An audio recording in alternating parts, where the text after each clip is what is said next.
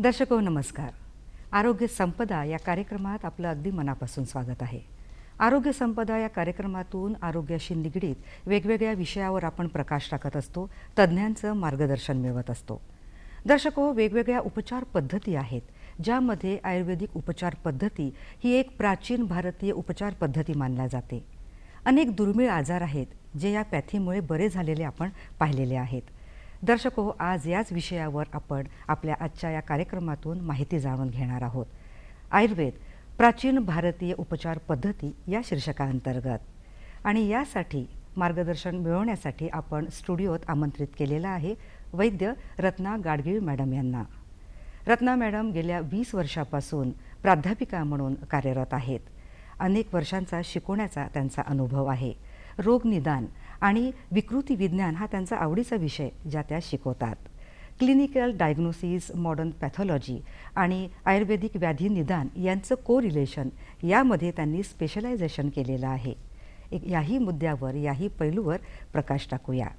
स्वागत करूया त्यांचं. नमस्कार डॉक्टर.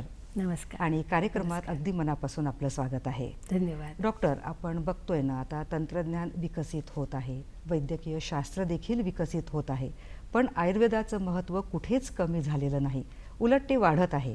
इतकी प्रभावी उपचार पद्धती या शास्त्रामध्ये आहे. तर प्राचीन इतिहास आम्हाला थोडा जाणून घ्यायचा आहे आणि आयुर्वेदाचं महत्त्व तर काय सांगाल?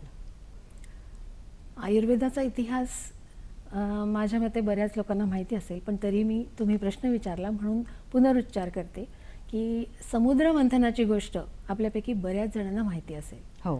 त्या समुद्र मंथनातनं निघालेलं एक रत्न म्हणजे भगवान धन्वंतरी. आणि भगवान धन्वंतरींनी या जगाच्या कल्याणासाठी काही वनस्पती आणि आयुष्यात आपल्या स्वास्थ्याच्या संबंधी येणाऱ्या ज्या काही अशा बाबी आहेत की ज्याने व्यक्ती व्याधीत होऊ शकतो, रुग्ण होऊ शकतो, त्याच्यावर उपचार आणि जन्मापासून मृत्यूपर्यंत व्यक्तीला स्वस्थ ठेवण्याचे उपाय याच्याबद्दलची माहिती आहे, त्या आयुर्वेदाचं पृथ्वीवर अवतरण केलं. बरं. आणि भगवान धन्वंतरींनी गुरु शिष्य परंपरेतून हा आयुर्वेद आपल्या पृथ्वीवर त्यांच्या अनेक शिष्यांना दिला. त्यातल्या अनेक शिष्यांनी त्याचं गुरुमुखातून ग्रहण करून मग त्याच्यावर स्वतःची संशोधनं करून अनेक संहिता निर्माण केल्या. आपल्याला माहितीच असेल, आपण ऐकतो. हो. चरक संहिता, सुश्रुत संहिता, वाग्भट संहिता, अशा ज्या मूळ 3 मोठ्या संहिता आहेत, तशाच अनेकविध संहिता आहेत. पण काही कारणास्तव आयुर्वेदाकडे लोकांचा तितका कल नसल्यामुळे त्याची माहिती लोकांना नाही आहे. पण आता बऱ्याच लोकांना माहिती आणि तंत्रज्ञान इतकं सुधारलेलं आहे आपलं की बसल्या जागीसुद्धा ही माहिती मिळू शकते. तर भगवान धन्वंतरी हे आयुर्वेदाचे आद्य प्रणेते. हो. त्यांनी आपल्यासाठी हे एवढं मोठं ज्ञानाचं दालन खुलं करून दिलेलं आहे. हा आयुर्वेदाचा इतिहास. आयुर्वेदाचं महत्त्व म्हणाल तर जसं याच्या नावातच आहे, आयुषो वेदः आयुर्वेदः. आपलं जे आयुष्य आहे त्या आयुष्याला उपकारक ठरणाऱ्या ज्या बाबी आहेत, त्याचं जे ज्ञान, त्याचं जे सायन्स, ते आयुर्वेद. हो. आणि त्याचं महत्त्व तर मग अनन्यसाधारणच आहे. बरोबर. कारण व्यक्ती स्वस्थ असतानाही आयुर्वेदाचा आपल्याला उपयोग होतो, त्याचं मार्गदर्शन आपल्याला उपयोगी ठरतं. तसंच जर व्यक्ती स्वस्थ असेल पण स्वास्थ्यातून व्याधीकडे जात असेल, त्या टप्प्यावर सुद्धा आयुर्वेदाचा आपल्याला मार्गदर्शन मोलाचं ठरतं. बरोबर. हे आयुर्वेदाचं अनन्यसाधारण महत्त्व आहे. हो. आणि निरोगी जीवनशैली असण्यावरही आयुर्वेदाचा खूप भर आहे. अगदी. कारण काय आहे की आयुर्वेदाचं हे मूल तत्व आहे की स्वस्थस्य स्वास्थ्य रक्षणम. आयुर्वेदाला कुणीही व्यक्ती व्याधीत झालेला आवडत नाही. त्याच्यामुळे जे मूल जन्माला येतं ते त्याच्या पूर्ण आयुपर्यंत, म्हणजे त्याचा मृत्यू होईपर्यंत त्यांनी स्वस्थच राहावं. हो की नाही? हो. सगळ्यांनाच आपल्याला हे आवडतं, कारण आजार कोणालाच आवडत नाही. आजार झाल्यानंतरचे जे उपचार किंवा जे दुःख असतं ते कोणालाच आवडत नाही. म्हणून स्वस्थ राहण्यासाठी जे जे काही जीवन पद्धतीमध्ये उपचार सांगितलेले आहेत किंवा मार्गदर्शन सांगितलेले आहे ते अतिशय मोलाचे आहेत. आणि बरोबर. त्याचं पालन केलं तर खरंच एक व्यक्ती जन्मापासून मृत्यूपर्यंत स्वस्थ राहूच शकतो. हा माझाच काय, आयुर्वेदाच्या सगळ्या शिष्यांचा ठाम विश्वास आहे. हो. आणि त्याचं पालन करायला पाहिजे आपण सगळ्यांनी, ही मी सगळ्या आपल्या दर्शकांना पण विनंती करेन. बरोबर. पण आपल्या तेव्हाच्या संशोधक शास्त्रज्ञांना हं. हेही माहिती होतं की हा मनुष्य प्राणी आहे, हं. हा बुद्धिवादी आहे, हा याच्या बुद्धीनी जेव्हा वागतो तेव्हा बुद्धिभेद पण येतो. हो. आणि त्याच्या बुद्धीत जर भेद आला तर तो त्याला उपकारक अपकारक सगळ्या पद्धतीने वागू शकतो आणि त्यायोगे तो पुढे व्याधींनी ग्रसित पण होऊ शकतो. हो. त्यांनी जर त्याची जीवनशैली आयुर्वेदाप्रमाणे पाळली नाही, फॉलो केली नाही तर निश्चित आहे काही ना काही शरीरात बिघाड होणार. मग त्यावेळेला काय करायचं, मग त्यावेळेला या मानव जीवानी कुठं जायचं, हं. म्हणून मग उपचार पद्धती सांगितली आहे. बरोबर. तर हे आयुर्वेदाचं एक मोठं बलस्थान आहे की आयुर्वेदात आधी स्वस्थ राहण्याचे सगळे तुम्हाला मार्गदर्शक बिंदू दिलेले आहेत. हं. पण जर काही कारणाने काही विशिष्ट कारणं घडलीत किंवा तुमच्याकडनं चुका घडल्या, ज्याला आम्ही प्रज्ञापराध म्हणतो, हं. तर मग काय करायचं, मग तर तेव्हा आयुर्वेदात अनेक उपचार पद्धती, अनेक वनस्पती, अनेक औषधी वर्णन करून ठेवलेले बरोबर आहे. आहेत. आणि आता लोक सजग व्हायला लागली आहेत आपल्या आरोग्याबाबत आणि नैसर्गिक आणि पारंपरिक उपचारांकडे त्यांचा कल वाढलेला आहे.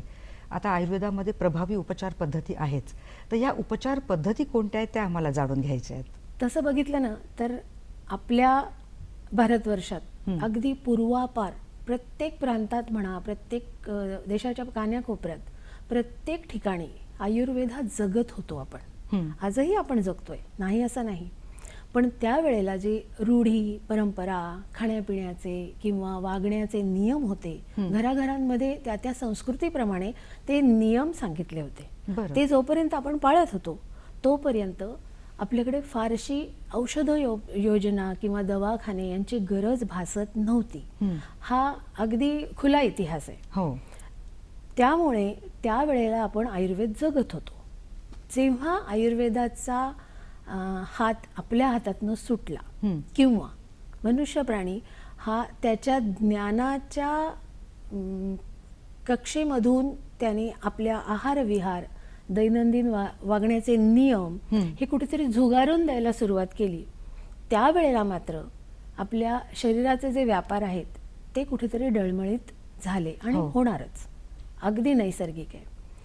मग निरनिराळे व्याधी समोर येऊ लागले. मग त्या निरनिराळ्या व्याधींसाठी निरनिराळ्या उपचार पद्धती पण समोर येऊ लागल्या. हं.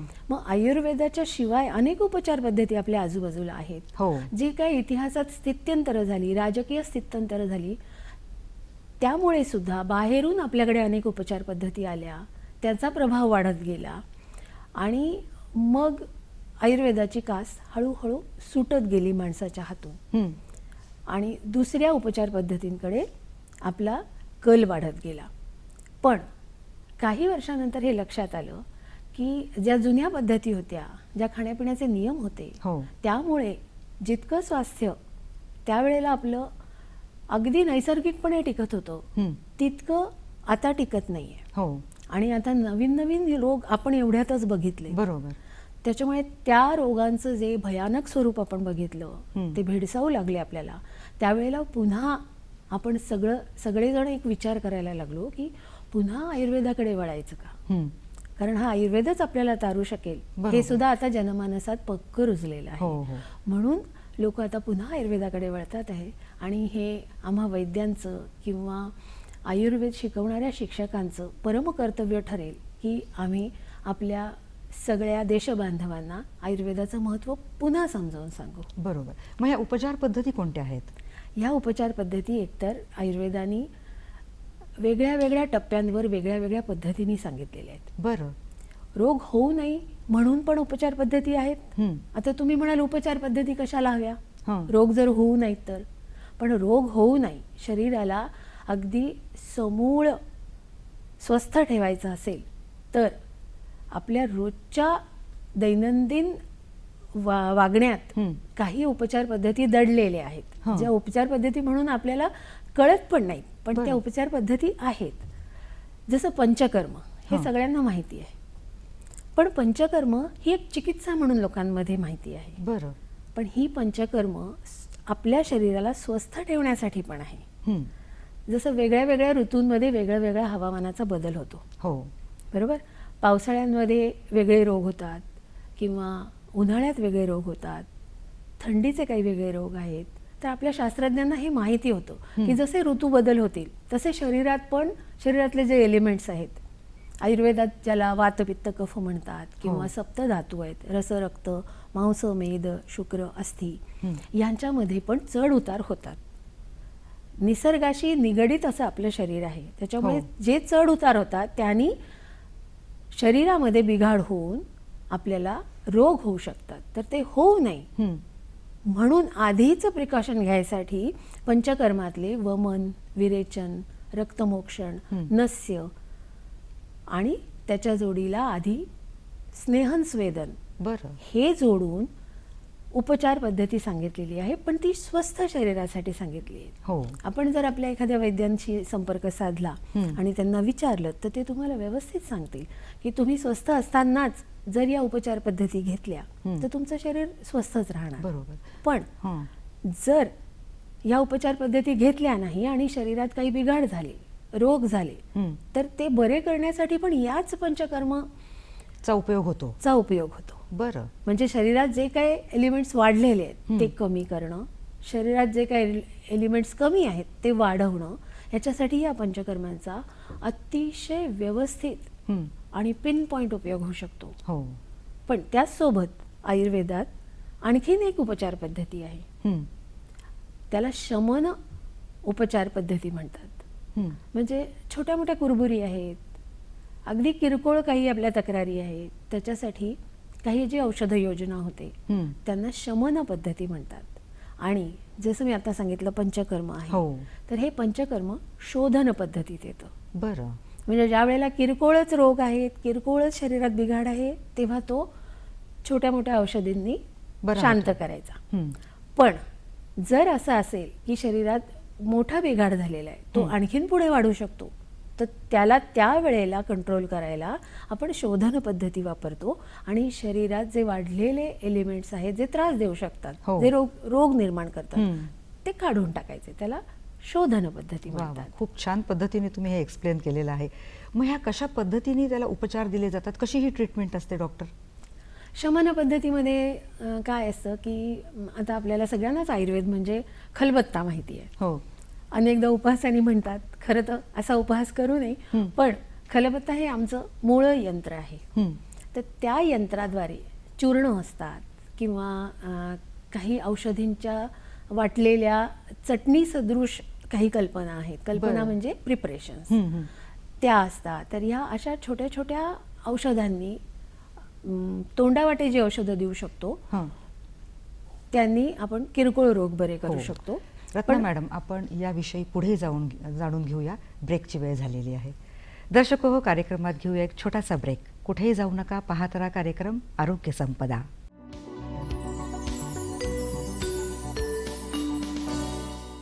दर्शको, या छोट्याशा ब्रेकनंतर आरोग्य संपदा या कार्यक्रमात आपलं मनापासून स्वागत आहे. आयुर्वेदिक उपचार पद्धतींविषयी आपण सविस्तर माहिती आजच्या या कार्यक्रमातून जाणून घेत आहोत. पुढेही जाणून घेऊया. मॅडम, आपण ब्रेकवर जाण्याआधी उपचार पद्धतींबद्दल जाणून घेत होतो. पंचकर्माबद्दल बोलल्या, शमनबद्दल बोलल्या, त्याबद्दल अधिक काय सांगताय? पंचकर्माबद्दल सांगताना मी इथे हायलाईट करू इच्छिते की पंचकर्म हे शरीराला स्वस्थ ठेवण्यासाठी आणि रोगी शरीराला पुन्हा स्वस्थ करण्यासाठी दोन्ही प्रकारे वापरतात. त्याच्यात मूलतः 3 प्रधान कर्म असतात. ती वेगळ्या वेगळ्या कारणांसाठी वापरतात. आपल्याला माहिती आहे सगळ्यांना की वमन, विरेचन, बस्ती, नस्य आणि रक्तमोक्षण ही 5 कर्म आहेत. तर ज्या ज्या प्रकारच्या दोषांचे आपल्याला रोग झालेले आहेत, आयुर्वेदात 3 दोष सांगितलेले आहेत, हो. वात, पित्त आणि कफ. हो. त्याचे गुणधर्म पण वेगळे वेगळे आहेत. वात म्हणजे निसर्गात आपल्याला वायू दिसतो, म्हणजे जाणवतो, दिसतो म्हणण्यापेक्षा हो, जाणवतो. जाणवतो. तो शरीरात पण असतो. तो शरीरात काय करतो, तर शरीरात आपल्या नाकावाटे आपण श्वासोच्छ्वास करतो, हं. तेव्हा ऑक्सिजन आतमध्ये घेणे, कार्बन डायऑक्साईड बाहेर सोडणे, हे जे कार्य आहे चलनवलन किंवा दळणवळणाचं, हं. हे वात करतो. तसंच आपण खाल्लेलं अन्न पोटात पुढे पुढे ढकलत नेणे, हे सुद्धा वायू करतो. हं. तसंच आज खाल्लेल्या अन्नाचा उद्या जो काही मलभाग आपण म्हणतो किंवा जो नको असलेला भाग असतो तो पुढे ढकलणं आणि काढून टाकणं, हे सुद्धा वात करतो. तर आता असा हा वात हा चल म्हणजे मूव्हिंग असतो. हं. अनेक व्याधींमध्ये असं असतं की हा वात कुठेतरी रुसून बसतो, हो. अडकून बसतो. हं. त्यावेळेला आपण म्हणतो पोटात दुखतंय, मानेत दुखतंय, पायात गोळा आला. हं. हे सगळे त्या वाताचे उपद्व्याप आहेत हो. आणि तो आपल्याला दाखवतो की मी आहे. हं. तर त्या वाताला जर तो खूप वाढला तर त्याचं शमन करायला आपण बस्ती चिकित्सा करतो. बरं. म्हणजे एनिमा आपल्याला सगळ्यांना माहिती आहे. हो. आयुर्वेदात वेगळ्या वेगळ्या प्रकारचे एनिमा आहेत, काढ्याचे एनिमा आहेत, तेलाचे एनिमा आहेत, वेगळ्या वेगळ्या औषधी द्रव्य वापरून असा एनिमा दिला जातो आणि त्याचे खूपच उत्तम रिझल्ट्स आहेत. हं. म्हणजे अगदी समोरासमोर पेशंटला आम्ही दाखवू शकतो की बघ बाबा, आता तुला हा त्रास होता आणि आता ही बस्ती घेतल्यानंतर हा त्रास कमी झाला. हं. दुसरं असं आहे, आपल्या शरीरात पित्त असतं. हं. पित्त हे उष्णधर्मी आहे. आपल्या शरीरातलं रक्त पण उष्णधर्मी आहे, बरोबर आहे. हं. तर पित्त आणि रक्त हे दोघं एकत्र राहतात. त्यामुळे रक्ताचे किंवा पित्ताचे जे काय व्याधी असतील, शरीरावर पुटकुळ्या येणं किंवा ब्लड प्रेशर वाढणं, या सगळ्यांमध्ये हे पित्त आणि रक्त हे दोन उपद्रव निर्माण करतात. बरं. मग यांना जर काढून टाकायचं असेल हं. तर त्याच्यासाठी विरेचन वापरतात आणि रक्तमोक्षण वापरतात. रक्तमोक्षण म्हणजे रक्त काढून टाकणे, बरं. शिरावाटे काढणे किंवा दुसऱ्या काही मार्गाने रक्त काढणे, त्याला रक्तमोक्षण म्हणतात. आणि विरेचन म्हणजे तोंडावाटे काही औषधं आम्ही देतो, त्याच्यासाठी एक योजना आहे व्यवस्थित, की काही दिवसांचं मॅनेजमेंट आहे. हो. ते वैद्यच आपल्याला सांगू शकतात. इथे वेळेअभावी तितकं सगळं सांगणं शक्य बरोबर नाही आहे. आहे. पण त्या विरेचनात तोंडावाटे आपण औषधं पेशंटला देतो आणि काही काळाने, अपेक्षित काळाने पेशंटला लूज मोशन्स म्हणा किंवा द्रवमल प्रवृत्ती होते आणि त्याच्यातून पोटातली सगळी जी काही आम्हाला अपेक्षित असलेली घाण किंवा दूषित द्रव्य आहेत ती निघून जातात. बरं. तर असं आपण बस्ती, वमन, विरेचन बघितलं आणि रक्तमोक्षण बघितलं. आता वमन हा एक मोठा भाग आहे आयुर्वेदातला आणि खूप प्रकारच्या कफज व्याधींमध्ये त्याचा उत्तम आम्ही परिणाम बघितलेला आहे. तर वमन म्हणजे औषधं पोटात द्यायची आणि नंतर पेशंटला त्या औषधांच्या मुळे जे काही उत्क्लेश होतो किंवा मळमळ होते त्यामुळे पेशंटला उलटी होते, जे आम्हाला अपेक्षित असतं. आणि एकच उलटी नाही बरं का, बरं, मोठ्या प्रमाणात पेशंटच्या पोटातनं जर सगळे दोष, कफ दोष काढायचे असतील तर अशा वमनाची औषधं देऊन उलटी वाटे सगळे दोष काढल्या जातात. आणि जसं आपण म्हणतो अस्थमा हो किंवा श्वासाचे रोग, छातीत कफ साठलेला असणे, ह्या सगळ्यांवर ह्या वमनाचे उत्तम रिझल्ट्स आम्हाला बघायला मिळतात. म्हणजे आयुर्वेदिक तज्ज्ञ आधी रुग्णाची नाडी तपासतात, त्याचा अभ्यास करतात, कुठली प्रवृत्ती आहे ते बघतात आणि त्यानुसार मग अशी ट्रीटमेंट दिल्या जाते. अतिशय छान पद्धतीने तुम्ही एक्सप्लेन करत आहात. पुढचाही टप्पा आता जाणून घेते. तुम्ही प्राध्यापिका म्हणून अनेक वर्ष काम करत आहात, म्हणजे अजूनही शिकवणं, विद्यार्थ्यांना घडवणं सुरूच आहे.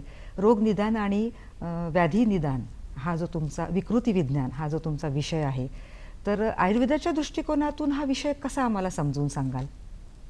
अगदी बरोबर प्रश्न आहे की सामान्यतः निदान म्हणजे डायग्नोसिस हे आपल्याला सगळ्यांना माहिती असतं. हो, सामान्य जनतेला निदान या शब्दाचा अर्थ डायग्नोसिस हा माहिती असतो. आयुर्वेदातही निदान हा शब्द डायग्नोसिस या अर्थाने सुद्धा वापरलेला आहे. पण निदान हा शब्द आणखीन एका अर्थाने वापरलेला आहे की निदान म्हणजे कारण, हो, रिझन.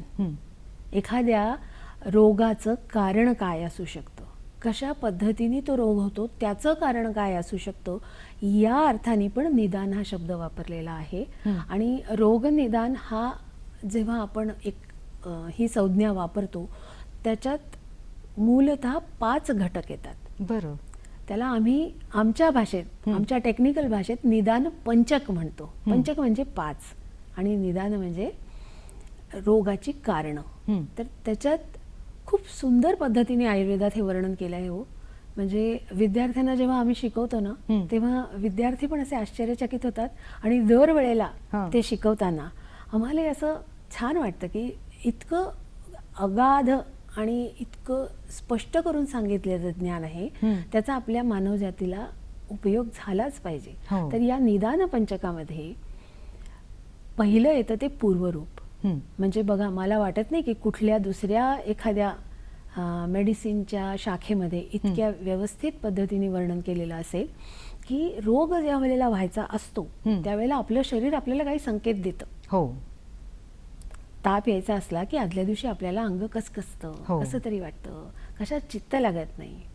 हे जे आहे ना, हे पूर्वरूप आहे. बरं. जर तुम्ही त्यावेळेला वैद्याकडे गेलात तर वैद्य तुम्हाला तुमची प्रकृती जाणून, तुम्हाला तपासून तुम्हाला सांगू शकतो की उद्या परवा तुम्हाला ताप येणार आहे. एवढं भाकीत तो करू शकतो, जरी तो भविष्यवेत्ता नसला तरी. आणि ह्या स्टेजला जर वैद्यांनी तुम्हाला काही उपाय योजना सांगितली आणि तुम्ही ती केली तर तुमचा पुढचा येणारा ताप कमी प्रमाणात तुम्हाला त्रास देईल किंवा येणारच नाही. बरोबर. तिथेच त्याला अटकाव होईल. हे या पूर्वरूपाचं खूप सुंदर काम आहे. बरं. पण अनेकदा असं होतं की आपण अंगावर काढतो किंवा बघू उद्या, जाऊ दुर्लक्ष परवा करतो. डॉक्टरकडे, दुर्लक्ष करतो. मग त्यावेळेला आपल्याला अंगात ताप येतो, आपण डिग्रीनी तो मोजतो थर्मामीटरनी. त्यावेळेला जी जी लक्षणं असतात ती लक्षणं पण प्रत्येक व्याधीची व्यवस्थित वर्णन करून ठेवलेली आहेत. त्याला म्हणतात रूप. बरं. रूप म्हणजे आपण बघतो ते रूप. हो. तर व्याधीचं जे रूप आहे ते वर्णन करून ठेवलेलं आहे. त्यानंतर येतं एक असा स्टेज येते की पेशंटला डॉक्टर औषध देतात, 2 दिवसांनी या म्हणून सांगतात, पण अनेकदा पेशंटला बरं वाटत नाही. मग त्यावरून सुद्धा डॉक्टर ठरवतात की ह्या औषधाने बरं वाटलं नाही म्हणजे हा रोग हा नाही, मग ह्याला काहीतरी दुसरं औषध देऊन पाहिलं पाहिजे. याच्यासाठी पण आयुर्वेदात एक वेगळा सेक्शन आहे आणि ती आयुर्वेदाचं मला वाटतं ते एक मोठं यशाचं गमक आहे की त्याला आम्ही म्हणतो उपशय अनुपशय. म्हणजे जर एखाद्या औषधीने रोग्याला बरं वाटलं नाही तर तो पेशंटला असणारा अनुपशय आणि बरं वाटलं तो उपशय. मग औषधांनी हे साध्य करता येतं. बरं. म्हणजे इतकं सखोल अभ्यास या पॅथीचा आहे आणि या विभागाचा आहे, रोगनिदान आणि विकृती विज्ञानाचा. आणि अनेक विषय तुम्ही छान पद्धतीने मांडता, पण हा विषय तुमच्या विशेष आवडीचा असल्यामुळे सखोल ज्ञान विद्यार्थ्यांपर्यंत पोचतंय. आणि कुठल्याही रुग्णाचा आजार पटकन ओळखणं हे आपल्यासारखे वैद्यच ओळखू शकतात आणि लगेचच उपचार मिळून तो बराही होऊ शकतो. पुढचाही टप्पा जाणून घेऊया, पण विश्रांतीची वेळ झालेली आहे. दर्शको, कार्यक्रमात घेऊया एक छोटीशी विश्रांती. कुठेही जाऊ नका, पाहत राहा कार्यक्रम आरोग्य संपदा.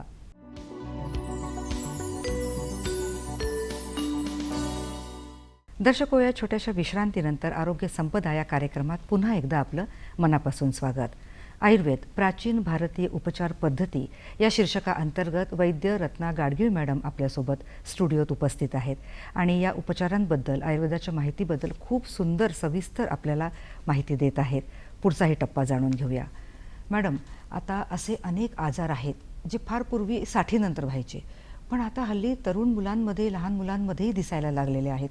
तर ठराविक आजारांचा आपण इथे उल्लेख करूया, जसं मायग्रेन आहे, ॲसिडिटी आहे, त्वचारोग आहे किंवा ऑस्टिओपोरोसिस आहे, दमा आहे. तर एक एक घेऊन आपण काय कारणांनी हा आजार होतो आणि कसे उपचार आयुर्वेदामध्ये दिले जातात आणि रुग्णाला बरं वाटतं. तर सुरुवातीला आपण मायग्रेन हा जर आजार आपण घेतला, जो लहान मुलांमध्ये आजकाल दिसून येतो, तर याचं कारण काय आणि कसा उपचार दिला जातो? जसं मी आधीच सांगितलं की प्रत्येक रोगाचं कारण हे शारीर आणि मानस असतं. म्हणजे शरीरावर जेव्हा त्याची लक्षणं दिसतात त्याच्या कितीतरी अगोदर ते मनामधून तो रोग गेलेला असतो. त्याच्यामुळे त्याची कारणं वैद्य हिस्ट्री घेतात किंवा डॉक्टर्स हिस्ट्री घेतात आणि त्याच्यातनं शोधून काढतात. आता तुम्ही मायग्रेन याचा उल्लेख केला. मायग्रेन हे जनरली आपण डोकेदुखी यासाठी वापरतो, पण आयुर्वेदात एवढा मायग्रेन हा एवढ्याच पुरता मर्यादित नाही आहे. आयुर्वेदात शिरोरोग हं. किंवा शिरोशूल ह्या संदर्भात मायग्रेनचा आपण कुठेतरी उल्लेख करू शकतो. हं. आयुर्वेदात अनेक प्रकारची शिरशूल म्हणजे डोकेदुखी दिलेली आहे आणि मूलतःच आयुर्वेदाचा एक मंत्र आहे की तुमचं पोट साफ असेल हं. तर तुमचं सगळं शरीर व्यवस्थित राहतं. म्हणजे तुमच्या जर पचनशक्ती व्यवस्थित असेल हं. तर तुम्हाला कुठलेही आजार तुमच्या जवळपासही फिरकणार नाही. बरोबर. मायग्रेन हा त्या कॅटेगरीतला एक रोग म्हणू शकतो की जेव्हा पेशंटला मलबद्धता म्हणजे कॉन्स्टिपेशन असतं किंवा पोट साफ नसतं, शरीरातले वातपित्त कफ हे सततच काही ना काहीतरी धुमाकूळ करत असतात, त्यावेळेला मग मायग्रेन सारखे आजार होतात. पण हे मायग्रेनच आहे, हे डोकेदुखीच आहे, हे वैद्याकडनं जाणूनच घेतलं पाहिजे. हो. आणि त्याच्यावर साधे सोपे बरेचसे उपाय आहे. जसं पोट साफ व्हायची औषधं आम्ही देतो, त्याच्यानंतर काही पित्त कमी व्हायची औषधं देतो, त्यांनी ह्या व्याधी बऱ्या होऊ हो. शकतात. ॲसिडिटी हाही एक आजार आहे जो मुलांमध्येही आढळतो, मोठ्यांमध्येही असतो. अगदी. तर काय याच्यावर उपाययोजना आहे? ऍसिडिटी म्हणजे आता असं झालेलं आहे ना की एक आपला सोबतीच झालेला आहे. हो. कोणालाही विचारा, लहान मुलं म्हणा, बरोबर. तरुण मुलं म्हणा, वृद्धांना सुद्धा की ज्यांना फारशा चिंता नसाव्यात असं आपल्याला वरवर वाटतं, त्यांना सुद्धा ऍसिडिटी हा त्रास होतो. ऍसिडिटी म्हणजे काय? अम्लपित्त साधारण म्हटलं तर. मग ह्याचं मूळ आहारातच आहे की नाही मॅडम? हो. तुमचं खानपान व्यवस्थित नसेल, तुम्ही वेळेवर खाणं पिणं जर केलं नाही किंवा तुमच्या शरीराला जे सूट होत आहे ते जर खानपान नसेल तर तुमच्या शरीरातलं पित्त खवळणार आणि ते खवळलेलं पित्त तुम्हाला त्रास देणार. तुम्ही त्याच्याकडे दुर्लक्ष करता कारण त्याला तुम्ही क्षुल्लक समजता किंवा छोटी मोठी तक्रार समजता. आज छातीत जळजळ झाली, उद्या पोट दुखतंय, कधीतरी डोळ्यांची जळजळ होते, कधीतरी थोडं उलटी मळमळ सारखं वाटतंय. तुम्ही घरगुती स्वतःच्या मनाने उपचार करता किंवा आजकाल भरपूर औषधी दुकानं आहेत, तिथे जाऊन सुद्धा आपण आपल्या मनाने औषधं घेतात. हे एक चुकीचं आहे. हा घातक प्रकार आहे. असं करू नये.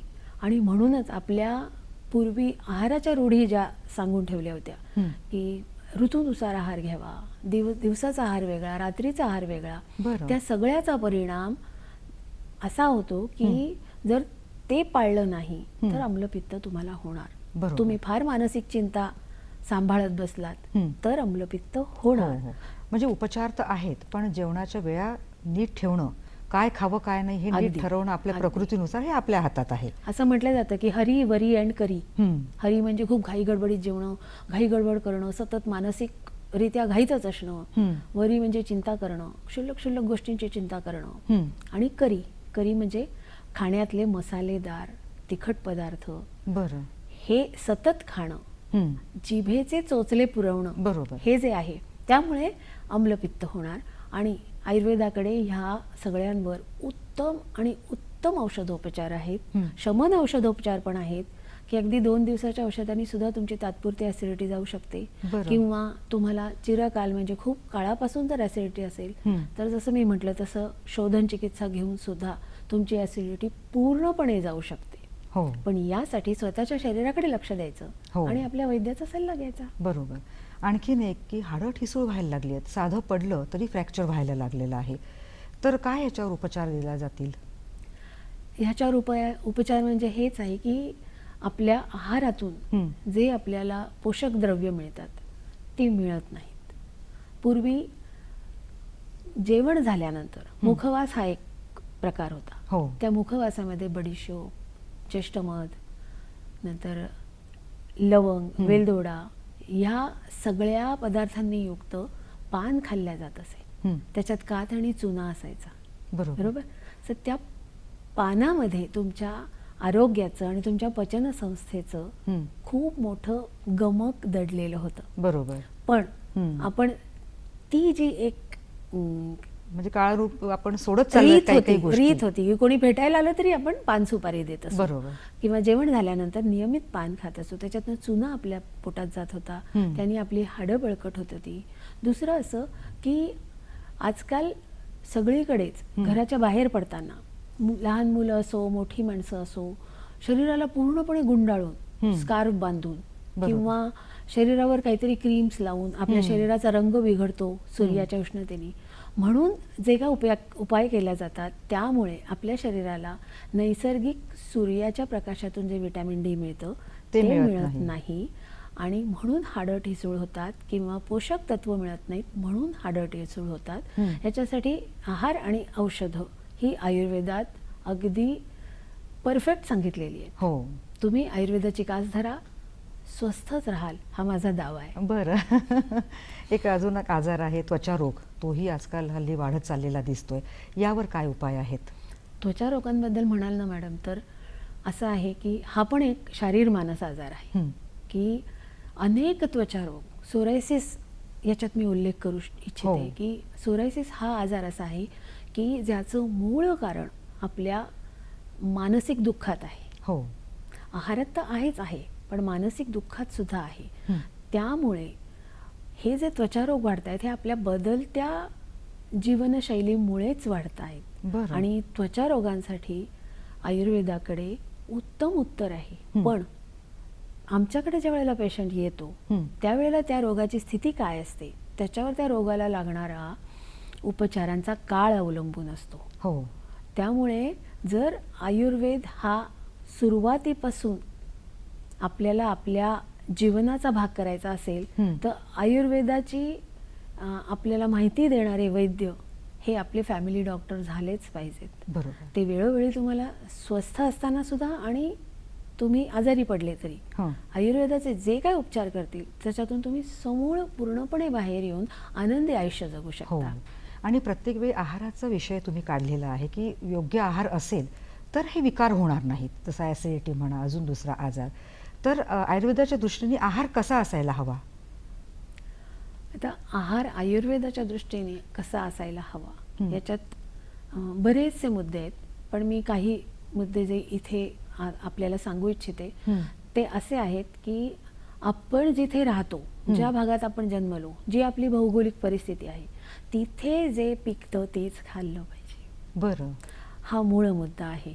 म्हणजे आपल्या विदर्भात, मराठवाड्यात आपण तेल खातो, ते तेल आपण तिळाचं तेल नाही खात. आपण भुईमुगाच्या शेंगांपासून काढलेलं तेल खातो, म्हणजे आपण फल्ली दाण्याचं तेल खातो.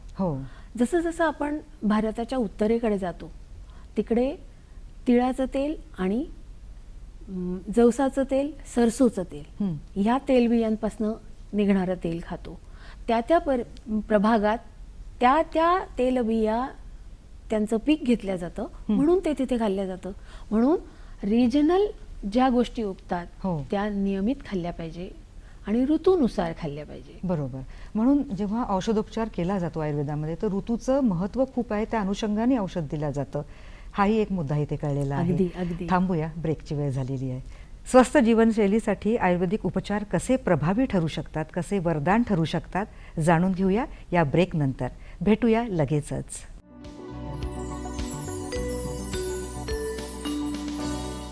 दर्शको, या छोट्याशा ब्रेकनंतर कार्यक्रमात स्वागत आहे. स्वस्थ जीवनशैलीसाठी आयुर्वेदिक कसं उपचार पद्धती कशी उपयोगात येऊ शकते हे जाणून घेऊया. मॅडम, रोगप्रतिकारक शक्ती असणं शरीरात खूप आवश्यक आहे. नाही तर हल्ली आपण बघतो की ही रोगप्रतिकारक शक्ती कमी असली की आजारपण येतं. आयुर्वेदामध्ये काय महत्त्व आहे आणि काय सांगितलं आहे याबाबत?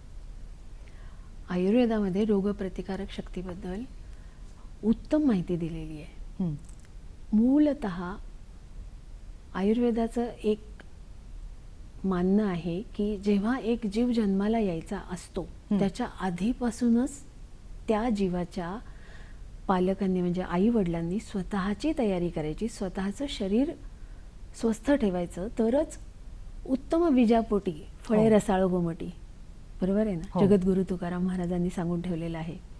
तेच तत्व आयुर्वेदाने सांगितलेलं आहे की बाळ जन्माला घालायचं असेल तर त्याच्या आधी त्याची तयारी करायची. आई वडिलांनी स्वतःला स्वस्थ ठेवायचं, पंचकर्मांनी स्वतःच्या शरीराचं शोधन करून आपल्या शरीरातले दोष म्हणजे वात पित्त कफ आणि सगळे धातू म्हणजे रस रक्त मांस मेद अस्थि मज्जा शुक्र हे अगदी समपातळीत असतील तर जे मूल जन्माला येईल ते जन्मतःच 100 काय 400% प्रतिकारक क्षमता, रोग प्रतिकारक क्षमता घेऊन जन्माला येईल.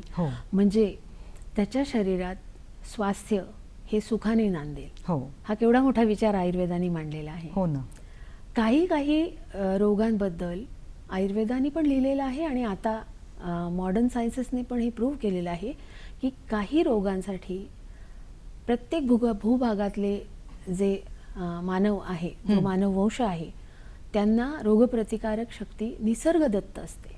हो पण त्या निसर्गदत्त रोगप्रतिकारक शक्तीचा आपण कुठेही मान न ठेवता आपल्या विस्कळीत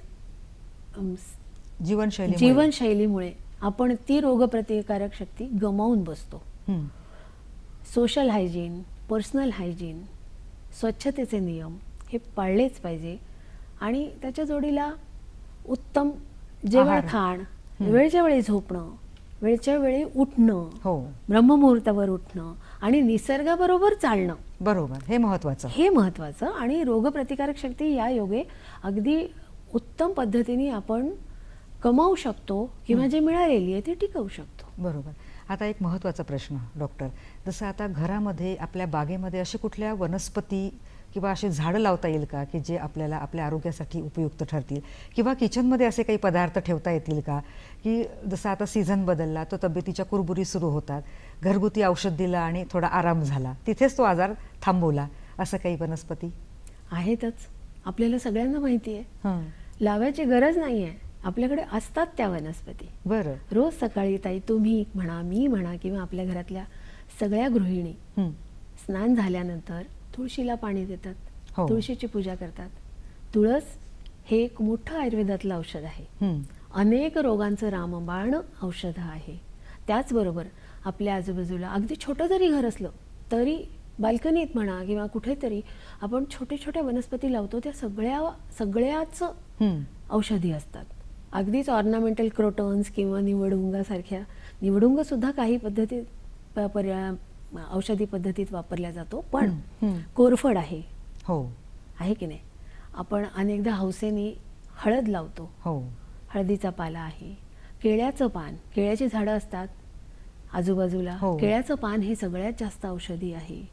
तसंच आपल्याकडे आपण आता कोविड-19 कोरोनामध्ये बघितलं की गुडूची, ज्याला आम्ही आयुर्वेदात म्हणतो, म्हणजे गुळवेल, ही गुळवेल पण छोटीशी कांडी जरी तुम्ही आणून कुंडीत लावली तरी त्याचा भरभर वेल वाढतो. आणि त्याचं बोटभर कांड जर कापून घेतलं, स्टेम त्याचं कापून घेतलं आणि ते सकाळी चहा करताना तुम्ही एकीकडे काढा उकळलात, त्याच्यात काळी मिरी आहे, आता आपण स्वयंपाकघराकडे जाऊया, काळी मिरी आहे, लवंग आहेत, वेलदोडा आहे, जायफळ आहे, ह्या सगळ्या आपल्या आयुर्वेदिकच औषधी द्रव्यांमध्ये याचा समावेश होणाऱ्या वस्तू आहेत. त्याच्यामुळे आयुर्वेद हा आपल्या आयुष्याचा भाग आहे, पण तो आपण सजगतेने वापरला पाहिजे, माहिती करून घेऊन वापरला पाहिजे. रोजच्या जेवणात आपण हळद वापरतो, हिंग वापरतो, मोहरी वापरतो, जिरं वापरतो, मग हे सगळे मसाल्याचे पदार्थ म्हणजे आयुर्वेदिक औषधी द्रव्यच आहेत. म्हणजे आयुर्वेद आपल्या आयुष्यापासून वेगळा नाही आहे. आपल्याला काही पोटदुखी झाली किंवा दुसरा काही असा छोटपुट आजार झाला तर आपण आजीकडे जातो आणि आजी स्वयंपाक खोलीत जाऊन आपल्याला काहीतरी हातात देते खायला, तसंच औषधच असेल ते, आणि एकदम बरं वाटतं आपल्याला. म्हणजे कुठेतरी जुनं ते सोनं हे म्हणतो आपण. म्हणजे आजीबाईचा बटवा जे म्हणत होते ते खोटं नव्हतं. आजी अगदी चमचाभर तुपामध्ये एक तुरीच्या डाळी एवढा हिंग खलून तुम्हाला देत असे, त्याच्यावर गरम पाणी पाजत असे, चटकन पोटातला वायू मोकळा होऊन तुमची पोटदुखी बंद व्हायची. किंवा आपल्याकडे म्हणतात ना की पोट दुखत असेल तर ओवा खा, किंवा तुमच्या त्वचेचा रंग तुम्हाला उजळ करायचा असेल, त्वचा नितळ करायची असेल तर पी हळद आणि हो गोरी, तूप खावं आणि रूप घ्यावं, ही सुद्धा एक म्हण आहे. तर ह्या म्हणींमध्ये सुद्धा आयुर्वेद आहे आपल्या. आता इतक्या वर्षाचा हा अनुभव, अनेक रुग्णांना तुम्ही बरं केलेलं आहे, तर असं आठवणीतलं एखादं केस आठवते आहे का की तो रुग्ण खूप आजारी होता पण तुमच्या अनुभवाने आणि औषधाने तो लगेच बरा झाला? असे अनेक अनुभव आलेले आहेत, पण एक छोटासा अनुभव मी सांगेन की ज्या अनुभवाद्वारे मला पण कळलं की अरे नाही, आपल्याला ह्या चिकित्सा करता येतात. म्हणजे चिकित्सा आपल्या उपयोगी ठरणं किंवा त्या चिकित्सांचं सुयश मिळणं हे सुद्धा वैद्यासाठी एक पावती आहे, यशाची पावती असते आणि एक त्याला प्रोत्साहन मिळण्याची गोष्ट असते. तर मी माझं आयुर्वेदातलं शिक्षण पूर्ण झालं, इंटर्नशिप झाली, त्याच्यानंतर एक आमच्या परिचितांपैकी एक केस अशी आहे की त्यांना दर थंडीमध्ये थंडीतून बाहेर जाऊन आलं की फक्त चेहऱ्यावर किंवा हातांवर म्हणजे जो भाग उघडा असतो आणि थंडीच्या संपर्कात येतो त्याच्यावर अशा चट्टे यायचे मोठाले, आपण ज्याला गांधी म्हणतो है ना, ददोडे म्हणतात नॉर्मल भाषेमध्ये, आपल्या परिसरातल्या त्याला ददोडे म्हणतात. तर असे चक्क त्वचेवर असे जाड जाड गठ्ठे यायचे आणि गरम पाण्याने तोंड धुतलं किंवा घरातल्या वातावरणात राहिलं की ते चालले जायचे, पण नंतर तिथे खाज यायची. त्या व्यक्तीसाठी मग मी विचार केला की यांना आपल्याला काय देता येईल आयुर्वेदात, कारण त्या व्यक्तीने मॉडर्न सायन्सची किंवा ॲलोपॅथीची ज्याला आपण म्हणतो अनेक विध औषधं खाल्ली होती खूप दिवस, बरीच वर्ष, आणि कंटाळले होते ते. मग जो आम्ही अभ्यास केला होता त्याचा मागोवा घेऊन मी त्यांना आयुर्वेदातली फक्त 2 औषधं दिली. बरं. आयुर्वेदात एक हरिद्राखंड नावाचं औषध आहे, हळदीपासून बनतं, आणि ते औषध असं म्हणतात की ॲलर्जीजचा कर्दनकाळ आहे. बरं. ते औषध दिलं साध्या पाण्यातून. आणि पोट साफ होण्यासाठी एरंडेल तेल तुम्हाला माहिती असेल, पूर्वी आपल्या आज्या अगदी म्हणजे साग्र संगीत कार्यक्रम असायचा की घरातल्या सगळ्यांना दर 15 दिवसांनी सकाळी उठून एरंडेल तेल द्यायच्या. तशाच पद्धतीने मी एरंडेल तेल त्यांना दर आठवड्यात 2दा त्यांची प्रकृती बघून त्यांचा रोग बघून मग मी निर्णय घेतला आणि ते दिलं. आणि अक्षरशः 4 ते 5 दिवसात त्या व्यक्तीला बरं वाटलं, त्या लक्षणांवर उतारा मिळाला, उपाय झाला, आणि त्याच्यानंतरच्या थंडीत सुद्धा त्यांना कधी असा त्रास झाला नाही. हो, म्हणजे कितीही पॅथी जुनी आहे आणि किती प्रभावी आहे, बरोबर ते ओळखणं आणि तसं औषध देणं गरजेचं आहे. इथे थांबूया, विश्रांतीची वेळ झालेली आहे. दर्शको, कार्यक्रमात घेऊया एक छोटीशी विश्रांती, भेटूया लगेचच.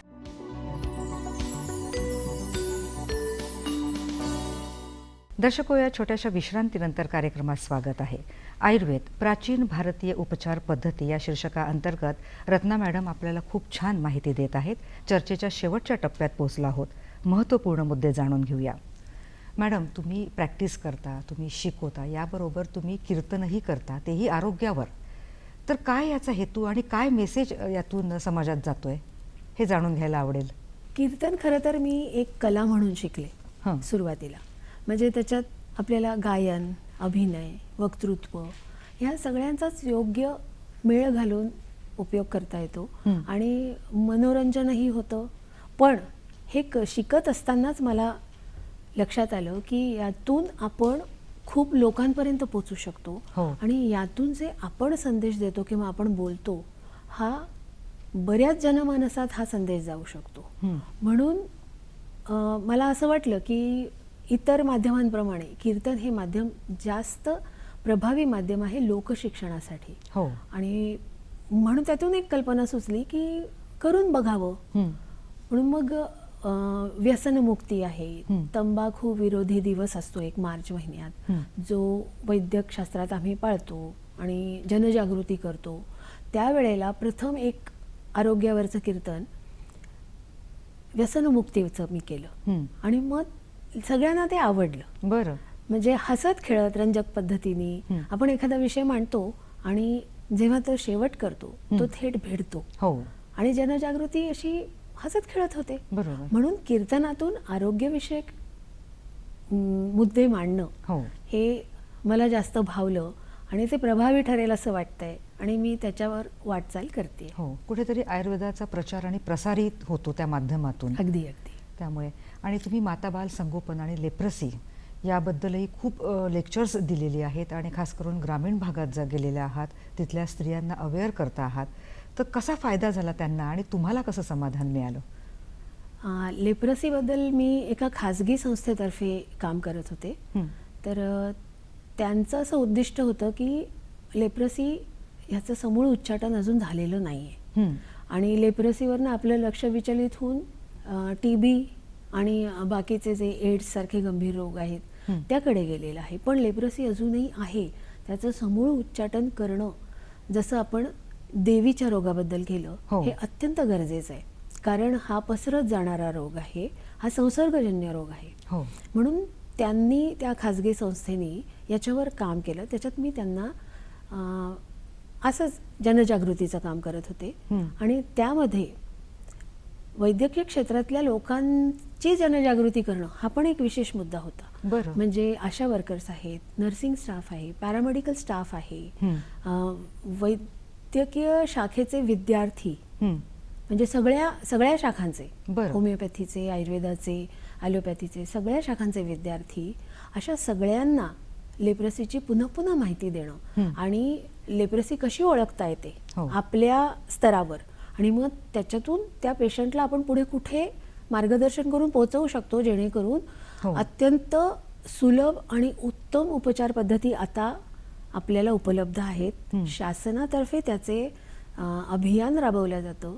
याची माहिती पेशंटपर्यंत पोहोचवणं आणि कुठेतरी आपला हातभार लागावा या लेप्रसीच्या महाभयंकर रोगाच्या उच्चाटनासाठी, म्हणून मी त्यावर लेक्चर्स दिली आणि त्याचे खूप चांगले परिणाम बघायला मिळाले. तशाच खाजगी संस्थांनी माताबाल संगोपनासाठी खेडोपाडी लहान मुलांच्या आया, लहान शाळेतली लहान मुलं आणि त्यांचे पालक ह्यांचे गट करून त्यांच्यासाठी आम्ही काही उपक्रम राबवले होते की त्यांना आहाराविषयी नियम सांगायचे, विहाराविषयी नियम सांगायचे, स्वच्छतेविषयी नियम सांगायचे. त्याचे सुद्धा उत्तम परिणाम बघायला मिळाले. कारण वेगळ्या वेगळ्या हसत खेळत पद्धतीतून आम्ही हे सगळे उपक्रम राबवले आणि जनजागृती बऱ्यापैकी चांगली झाली. बरोबर. आता एक आयुर्वेदिक डॉक्टर म्हणून तुम्ही नव्या पिढीला काय सांगाल की कशी जीवनशैली त्यांनी ठेवायला हवी जेणेकरून त्यांचं आयुष्य छान आनंदात जाईल? हा एक महत्त्वाचा मुद्दा इथे आहे. खरंच महत्त्वाचा मुद्दा आहे आणि गरजेचा मुद्दा आहे. आपल्या पुढच्या पिढ्या जर स्वस्थ राहाव्या, पुढच्या पिढ्या स्वस्थ जन्माला याव्या, त्यासाठी आजच्या तरुण पिढींसाठी त्यांना माझी एक विनंती आहे की त्यांनी स्वतःच्या शरीराचा अभ्यास करावा, स्वतःच्या शरीराची काळजी घ्यावी आणि आहार विहाराचे जे दैनंदिन नियम आहेत ते कटाक्षाने पाळावे. नाही तर रोगांना आमंत्रण आहे. आणि नुसतं त्यांच्या स्वतःच्या रोगांना आमंत्रण नाही तर त्यांच्या घरातल्या लोकांच्याही तब्येतीला जपायचं असेल तर सगळ्यांनी आयुर्वेदाची कास धरा, आहार विहाराचे नियम पाळा आणि स्वस्थ राहा. कारण रोग होऊन आपल्याला उपयोग नाही, सगळ्याच बाबतीत आपलं नुकसान होणार आहे. बरोबर. थोडक्यात आयुर्वेदिक हे आरोग्याचं व्यवस्थापन करतं असं म्हणायला हरकत नाही. उत्तम जीवनशैलीसाठी तुम्हाला प्रोत्साहित करतं, आनंदी राहण्यासाठी तुम्हाला प्रेरित करतं. त्यामुळे नक्कीच हा विचार करणं गरजेचं आहे. तर वैद्य रत्ना गाडगीळ मॅडम, आपण इथे आलात आणि आयुर्वेद उपचार पद्धती याबद्दल सविस्तर माहिती सांगितली. दर्शकांच्या वतीनं आणि नागपूर दूरदर्शनच्या वतीने आपले आभार. धन्यवाद. नमस्कार. नमस्कार. धन्यवाद.